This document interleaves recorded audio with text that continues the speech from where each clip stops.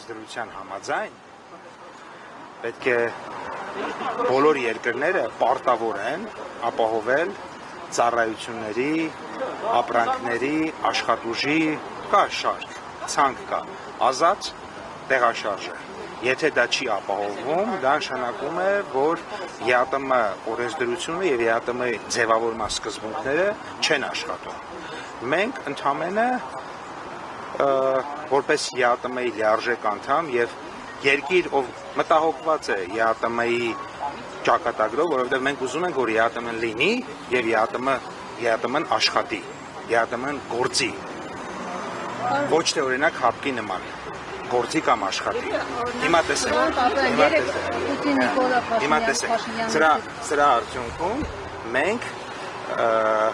կարծում ենք, որ այս համակարգը պիտի աշխատի, որովհետև այն ապրանքը, որը Արաբական Միացյալ Էմիրություններում վաճառվում է, Եվրոպական միության շուկայում վաճառվում է, Չինաստանում վաճառվում է, չի կարող, հնարավոր չի, որ չկարողանար վաճառվել Ռուսաստանի Դաշնությունում։ Կներեք, որ դա չի կարող,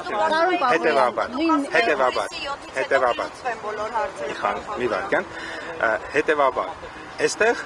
այս հարցը, երբ որ մենք դնում ենք ու ուզում ենք քննարկենք կամ քննարկենք, դա առաջին հերթին նշանակում է քննարկել հարց, որի արդյունքում ԵԱՏՄ սկզբունքները կաշխատեն, որտեղ ԵԱՏՄ սկզբունքների չաշխատելը դա մենակ Հայաստանի խնդիր է, չի իմ կարծիքով։ Դա ողջ ԵԱՏՄ-ի խնդիրն է եւ հետեւաբար մենք այդ կազմակերպությանը վերաբերվում ենք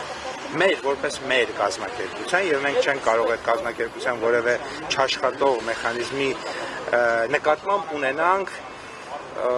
չեզոք կամ կրավորական կեցվածք։